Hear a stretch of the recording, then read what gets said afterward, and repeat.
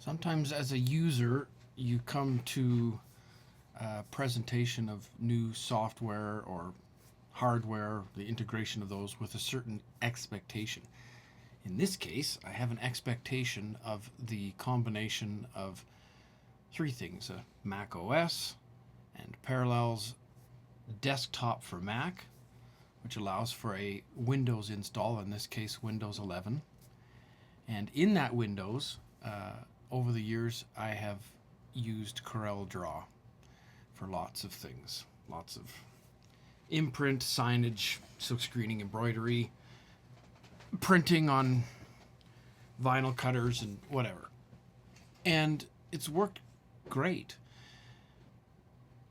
I'm having an issue now where when I start up this install, it's you know, everything's great, it's nice and snappy, but I get this particular error with the Corel Draw 2024 installed on Windows 11 on an M3 Max with 64 gigs of RAM.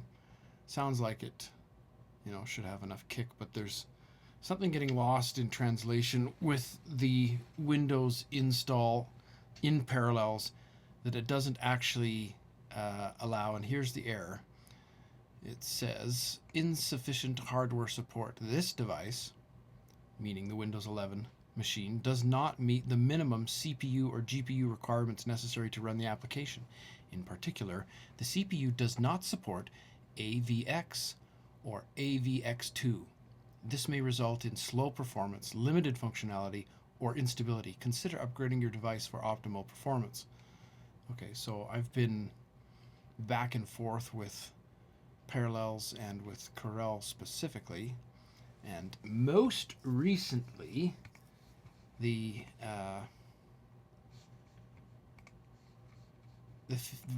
notice that I'm getting here from Corel says, "Hello Aaron, hope you're doing great. I appreciate the screenshot image you provided. The processor in your setup doesn't support AVX2, which Corel Draw 2024 requires for certain features. That's why you're getting the insufficient hardware support message. If you are using an M series Mac, which I am, that's likely the issue. In a virtual OS environment, the AVX2 feature may not be translated or used properly, which results in the error. Unfortunately, this affects specific Corel Draw features, including the painterly brush tool, which won't be usable in this setup. Looking forward to your response." So, looking forward to my response. My response is, so you're telling me that, so what I sent to them was a message that read,